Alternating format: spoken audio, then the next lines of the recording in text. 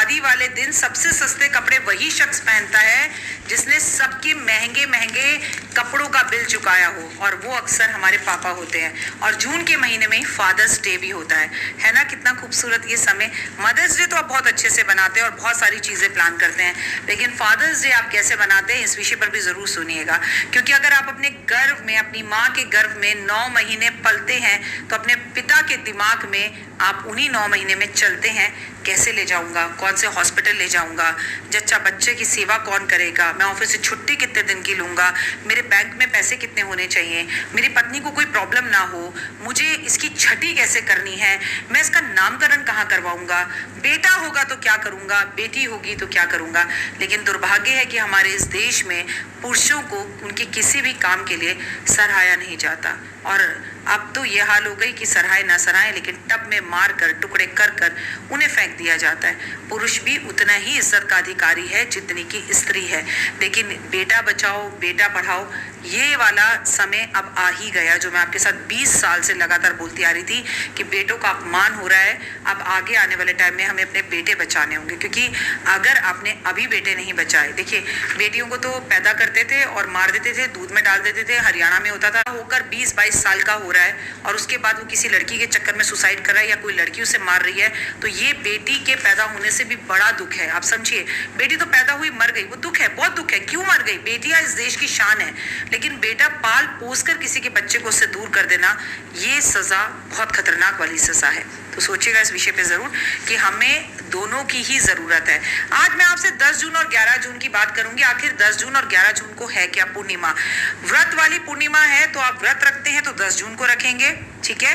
और अगर आप पूजा हवन दान करते हैं, स्नान करते हैं, तो आप 11 जून को करेंगे। बहुत सारे लोग हैं अपने अपने हिसाब से करते हैं। तो मैं आपको बता दूं, जबरदस्त पूर्णिमा है ये, खास पूर्णिमा है ये। इस पूर्णिमा की आप सभी को हार्दिक शुभकामनाएं। इन पूर्णिमा की जो तिथि होती है, ये आप बहुत अच्छे से जानते हैं कि ये तिथि जो होती है वो भगवान को समर्पित होती है, भगवान विष्णु और लक्ष्मी को। पूर्णिमा पर हम सत्यनारायण भगवान की कथा करते हैं, पर मैं कई बार सोचती हूँ कि पूर्णिमा की तिथि जितनी भगवान विष्णु को समर्पित है, उतनी ही भगवान शिव को समर्पित है। कैसे? मैं आपको बता, कर्मों पर अगर बिलीव होगा तो जीवन में सब कुछ मिलेगा। दिन है मंगलवार और बुधवार। अगर आप 10 तारीख को व्रत रख रहे हैं, अगर आप 10 तारीख को व्रत क्या रख रहे हैं, अगर आप पूर्णिमा का व्रत रखते हैं तो आप 10 तारीख को ही रखेंगे, उस दिन मंगलवार है। तो मंगलवार वाले दिन पूर्णिमा का महत्व और भी ज्यादा बढ़ जाता है। लेकिन अगर आप मंगलवार को व्रत नहीं भी रख रहे हैं और आपको पूर्णिमा के उपाय करने हैं, जी हाँ, तो आप 10 जून को और 11 जून यानी मंगल और बुधवार दोनों दिन कर सकते हैं। पूर्णिमा पर हमें सुबह जल्दी उठना चाहिए। पहले तो कोशिश करनी चाहिए कि घर के आसपास अगर गंगा जी हैं, यमुना जी हैं, तो गंगा जी में, यमुना जी में जाके स्नान करें। अपने पूरे घर में गंगा जल जरूर छिड़कें।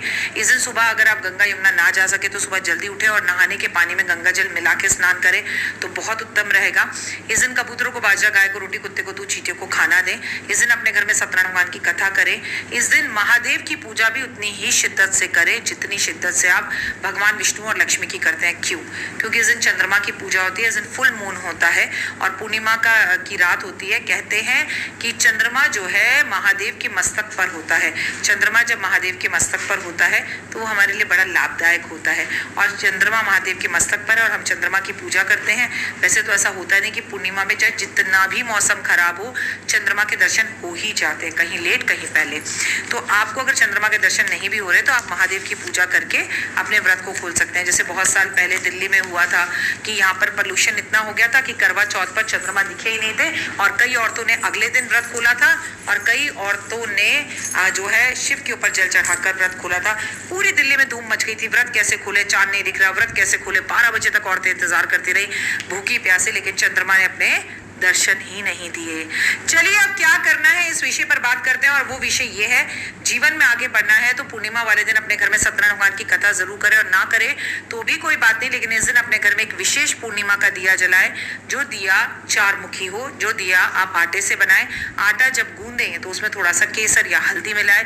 इसके बाद इस आटे का दीपक 4 कोनों में बनाकर 4 पत्ती, लेकिन इसमें जो पत्ती रखेंगे वो सूत के धागे की और लाल धागे की पत्ती होनी चाहिए। इस बात का विशेष ध्यान रखेंगे, ठीक है।